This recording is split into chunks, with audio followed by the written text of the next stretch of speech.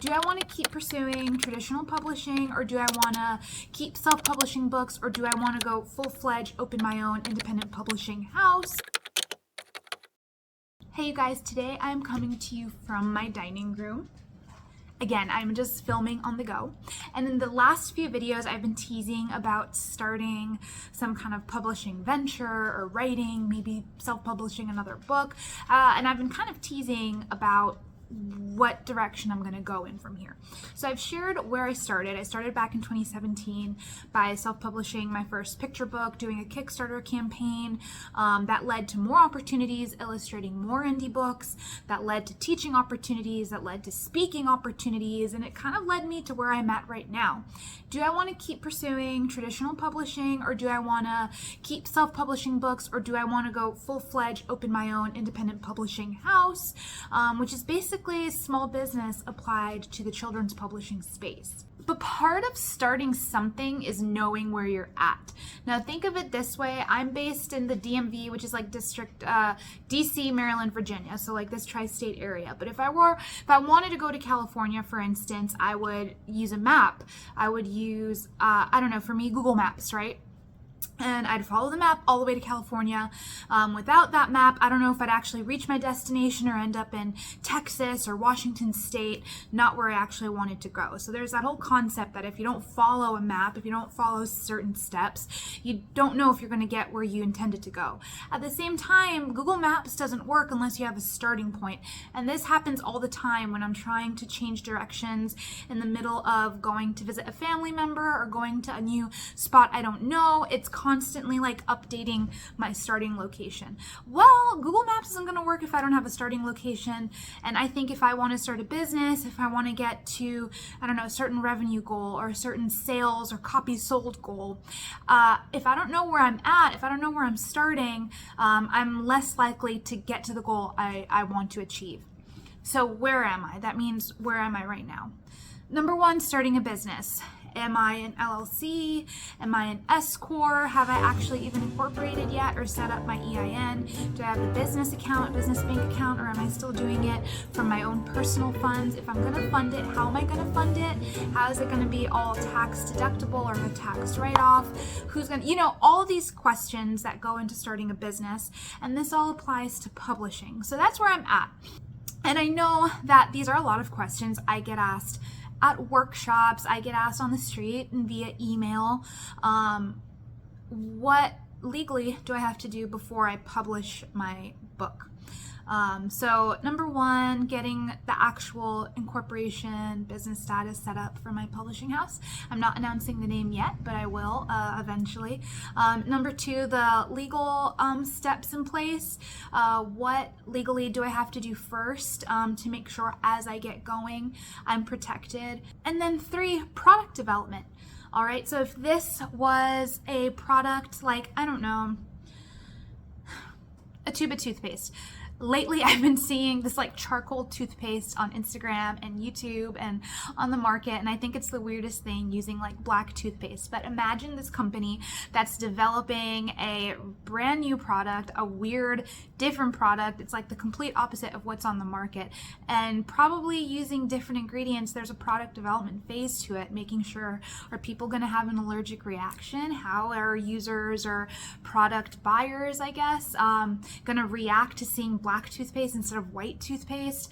What's it going to taste like? Is it going to taste burnt and charcoaly, or is it going to taste minty like what they already know? So like a product development stage is the same thing with the book. What goes into developing a good product or a good book? Number one, it's the manuscript, right? You want to make sure you have a good manuscript. Have you ever gone to the movies and it was all hype, everybody's talking about it, and you go and you see the movie and you sit through the whole thing and you're like, oh, this movie was so disappointing. I recently experienced that when I went to see the movie Oppenheimer. It's 2023. Everybody's talking about, oh, Oppenheimer is the best movie out. Robert Downey Jr. is saying that this is the best role he's ever done in the history of his lifetime. And this Oppenheimer, honestly, I was not impressed with it. I'm going to live and die by Iron Man. Robert Downey Jr. is Iron Man. But anyway, I went and I saw Oppenheimer, and I was so disappointed that I gave 3 hours of my life to Oppenheimer. Well, you don't want people feeling that way when they read your book, that it's all hype and they go and read it, or maybe the book cover and the packaging looked great, and they read the book and they're like, this book was terrible and it didn't live up to the expectation. No, you want your book to be a great experience for the reader. That includes picture books. It's not just novels.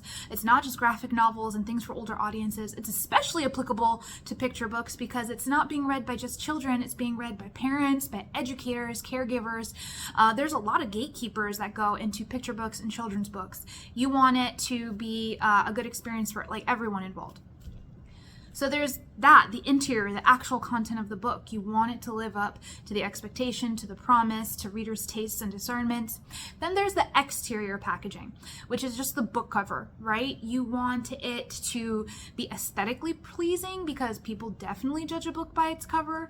And you also want it to have a nice sales copy, have a good title, have a good design. Like, there's a whole science and study kind of behind designing book covers and what you want best for your book in terms of packaging.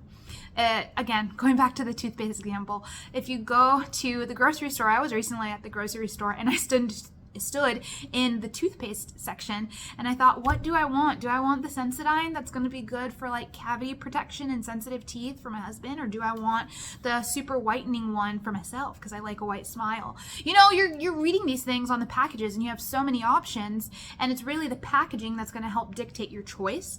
If you go to a bookstore, it's not any different. Your book is competing with hundreds and thousands of other titles. How is your book going to be different? And that's through the packaging, the book cover.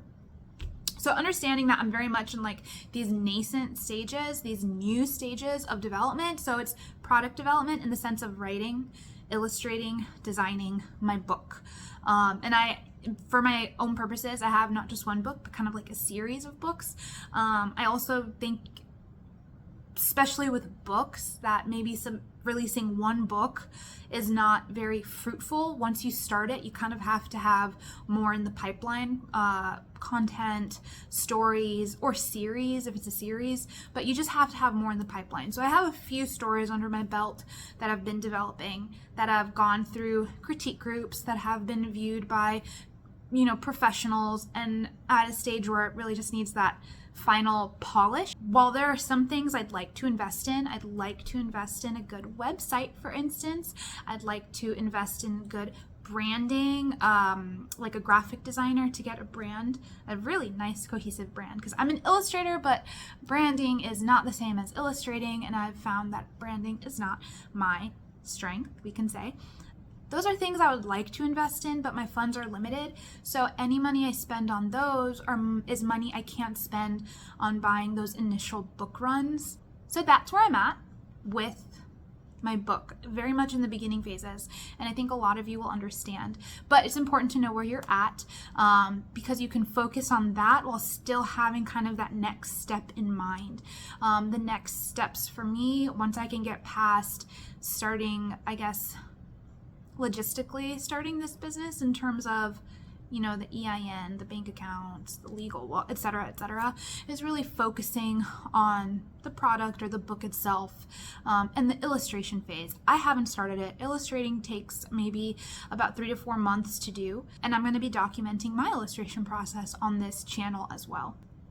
So yeah, if this is interesting at all to you, how to make a picture book business, publishing business, children's publishing, click like, subscribe, follow the channel. And also if you want a workshop, I have a free mini workshop available on my website. Go to arielmendez.com. That's my website where you can download this free workshop, which teaches you kind of like the basics of working with freelancers and self-publishing your book. And the link is in my bio. All right, this is video number 3, I think, on my channel. Keep following for more. Bye.